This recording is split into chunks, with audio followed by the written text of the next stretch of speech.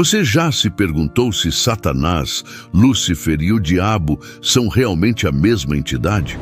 Ou será que a figura que tentou Jesus no deserto é bem diferente do que muita gente imagina?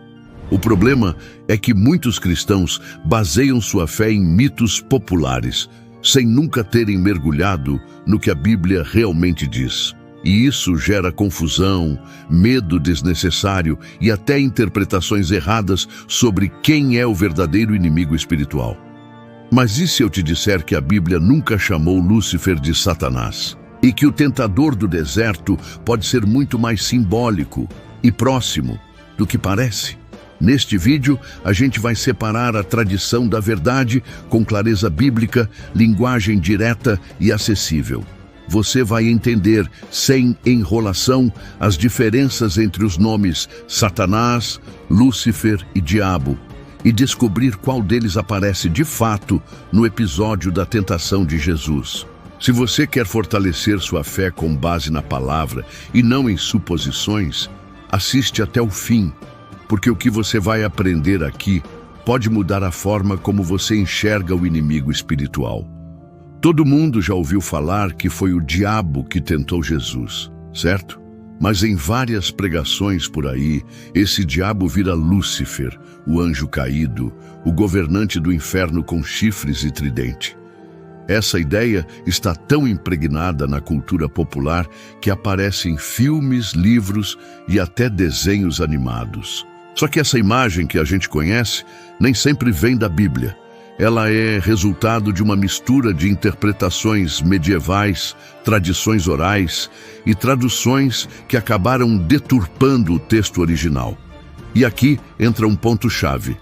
Quando a gente confunde as figuras, acaba perdendo a riqueza e a profundidade do que os autores bíblicos estavam realmente tentando dizer.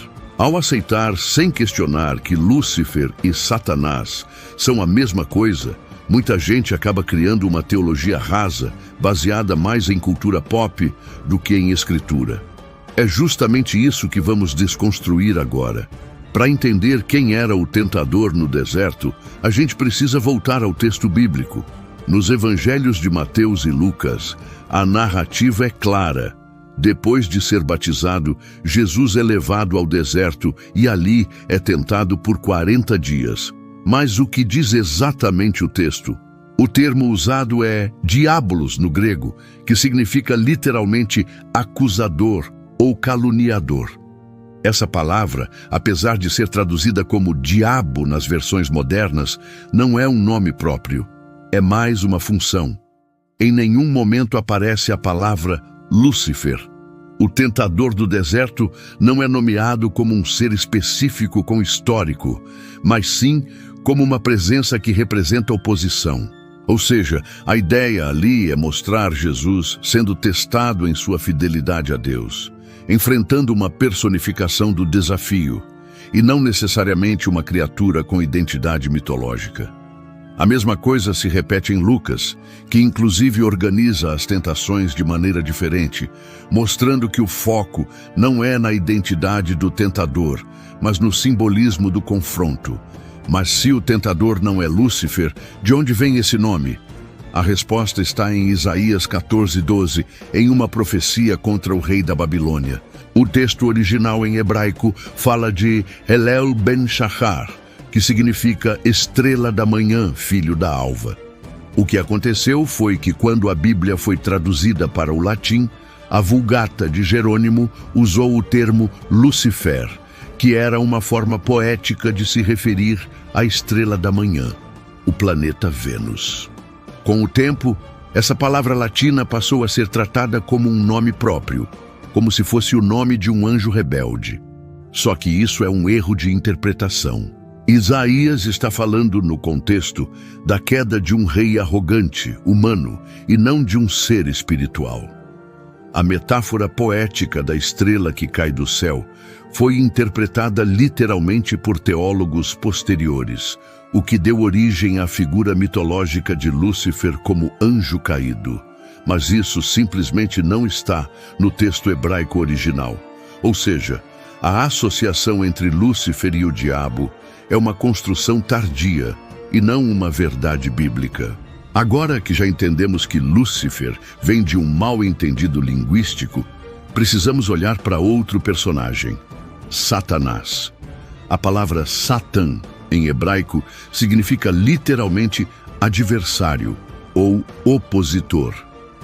E nos primeiros textos do Antigo Testamento, como em Jó, Satanás não é o Senhor das Trevas, mas um membro da corte celestial que questiona a fidelidade dos humanos.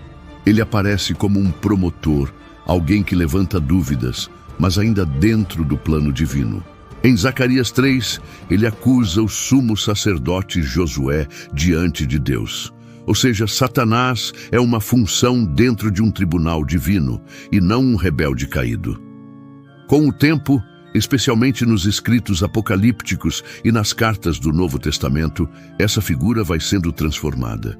Em Apocalipse, ele já aparece como o dragão e antiga serpente, ligado à queda e à oposição total a Deus. Mas esse desenvolvimento é progressivo. No início, Satanás é uma figura de teste, não de rebelião. Então, com base em tudo isso, quem foi o tentador no deserto? A resposta mais honesta, segundo o texto original, é um diabolos, um acusador. Ou seja, um agente de oposição que tenta fazer Jesus se desviar de sua missão. Não há menção a Lúcifer, nem uma narrativa de um anjo caído sendo expulso do céu e tentando se vingar. A Bíblia apresenta o tentador como alguém que questiona, desafia e oferece caminhos fáceis. Isso é mais uma função espiritual do que uma identidade pessoal com nome, origem e mitologia. Quando Jesus responde ao tentador, ele não está dialogando com um inimigo de filme, mas com a própria encarnação da tentação humana: poder, segurança, fama. Essa é a profundidade do texto, mostrar que Jesus venceu as tentações que todo ser humano enfrenta, mas que ele permaneceu fiel até o fim. Mas por que entender isso tudo é tão importante?